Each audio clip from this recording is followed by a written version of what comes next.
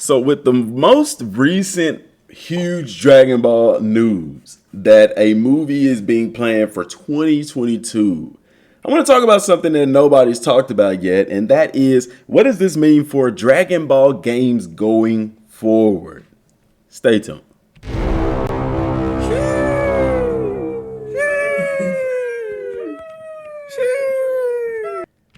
What's good, YouTube? DM Gaming here, guys, and yes, we got some news. I know y'all have heard the news. If you haven't heard the news, get out from under your rock. First, I want to take a real quick look at the scans, or not the scans, rather the debug, all that stuff, the updates. They're still working on it, guys. And if y'all didn't get my post in the communities tab, they were on holiday. That is why there was space between, like 6-7 days, stuff like that. So they're still working on it. Nothing in the history as far as like a new tab or something like that. Not showing anything there.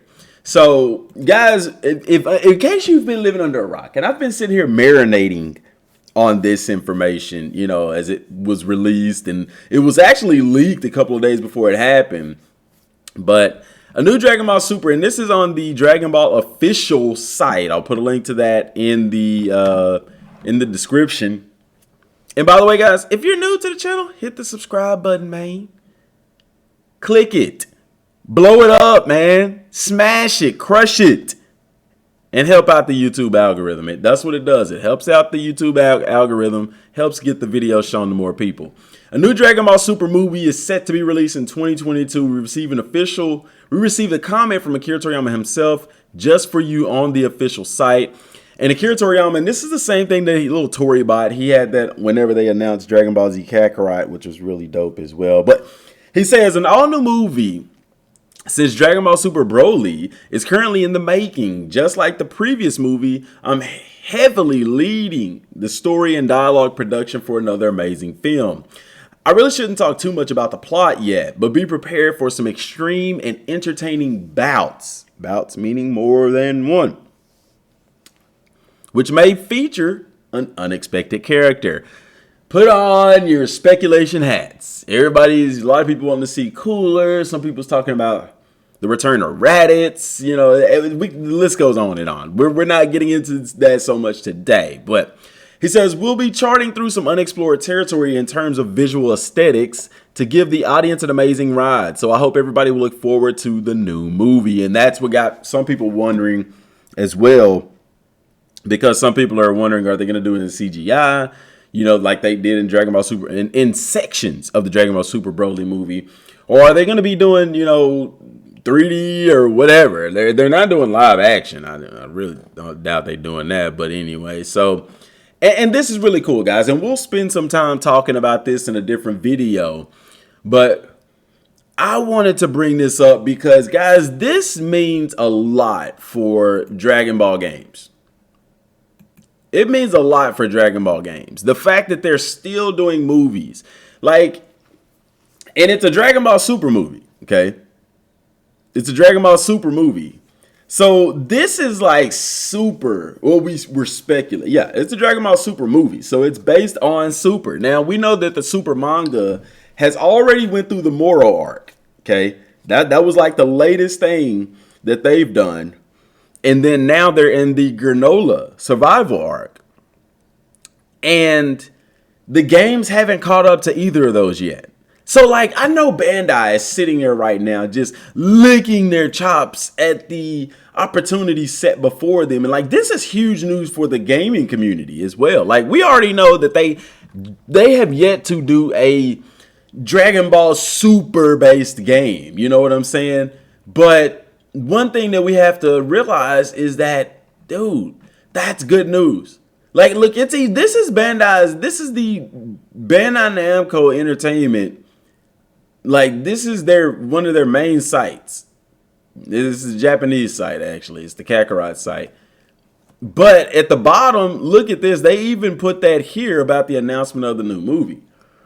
So, I mean, this is huge, man. This is really, really, really, really huge news, because it basically tells us that, guys, we're going to be getting more games. Like, it would be insane for them not to give us more games. This would be an idiotic thing not to give us more games. And I don't think anybody at this point in time is looking and saying, oh, crap, this is the end of Dragon Ball games. Heck no, man. This is great news for the Dragon Ball gaming community. Not saying that they'll do, a movie based off of a game based off of the movie or whatever the case may be. I don't think they'll go that route. But the fact that we're getting more Dragon Ball Super content, the anime hasn't even started back. The anime is coming back. The anime has to come back because where the manga is at. And then the fact that they're doing a movie, like, y'all, this is huge news for the Dragon Ball gaming community. Because we have yet to have a video game drop with the title Dragon Ball Super. So all of the Dragon Ball Budokai games, all of the Ultimate Tenkaichi games, the Xenoverse games, even Kakarot, guys, in which we've talked about a Dragon Ball Super Kakarot, like the opportunity for big time game for Dragon Ball is here. There is no better time to strike while the iron is hot, man. And E3 is next month. I think between June 12th to the 15th. So think about this, man. You just announced you got Dragon Ball Super manga going on, and it is hot, guys. It is hot. I need to be talking about that. You also have this huge announcement of the new Dragon Ball Super movie coming out. Guys, people are still crunk about Dragon Ball Super Broly and his representation in video games. What better time to announce a Dragon Ball Super game than at E3 2021? Like, bruh, come on, man. It is time. It is time. It is past time. It is past time, Bandai Namco. Get off your arses, man, and make this stuff happen. Now, Bandai Namco is going to be at E3, but I want people to be aware, while yes, we are looking forward and we're expecting a Dragon Ball game to be announced, guys, you have to understand Bandai Namco is at E3. They have a very big project in Scarlet Nexus that is coming out, I think, June 25th. So what better platform for them to kind of get a last-ditch promotion of the game than E3? So they're definitely going to be talking about Scarlet Nexus. And I imagine a new Ace Combat game, probably another God Eater, something to that effect. But an anime game, it's high time for it. It's time for a Dragon Ball Super game. And my whole speculation has been that Dragon Ball Z Kakarot, for some reason, guys, this game just wasn't getting the attention. It wasn't getting the love and promotion that other Dragon Ball games from Bandai has gotten. And I know people say, well, because it's not multiplayer. Shut up. That don't matter. Anyway, no. But it hasn't been getting all of that attention. And it really feels so reminiscent of the Xenoverse games, guys. When Xenoverse 1 first dropped, it was kind of the same way, man. It just felt incomplete. It was like, bro, this feels more like a test run than an actual game. It feels more like a demo than an actual game. And that, hopefully, is the case. And I would love for them to announce a Dragon Ball Super based game, and I know people say, but Kakarot wasn't that good. Guys, if they announce another like Kakarot style game, I guarantee you it's because this was a more of a test run. They put this game out to see how everybody would respond to it, see where they can improve. I mean, just like Xenoverse, you know what I'm saying? Xenoverse 1 was essentially a test run, Even though I've shown y'all where the producer said at that point in time they weren't looking at Kakarot as being as having a sequel. They was looking at it as a standalone game. I mean, they could still do a Dragon Ball Super standalone game. Like, plans change, you know what I'm saying? This game, out the gate. Now, it didn't pan out, but out the gate, this game sold over 5 million copies. I think only 2.5 or 5 million copies within the first couple of months. I mean, it was hot. You go on YouTube and look at the ING videos, Rad Brad, all that. And I mean, there is an audience for this stuff. We know this. We know there's an audience for Dragon Ball based games. Guys, it is, I don't know what's taking them so long. You know what I'm saying? But I'm going to tell you this, and I think everybody would agree with this. Whatever game they do next, make it Dragon Ball Super based. Make the foundation of the game Dragon Ball Super. I'm even tired of seeing Dragon Ball Z. Yeah, let's be honest, guys. We don't need another Dragon Ball Z based game. It is time for us to cross the river into the upper echelon, the fields, the land of milk and honey, the land of Ultra Instinct and Blue Evolution, the land of Dragon Ball Super. It is time for us to take off the Dragon Ball Z training wheels and let's ride into the Super content. It is beyond time. And I know that. I love Dragon Ball Z. I'm all for it. Kakarot was great. Could have been a lot better. But bruh, it is time to go into Dragon Ball Super. Bandai needs to strike while the iron is hot. They need to get a phenomenal developer on board.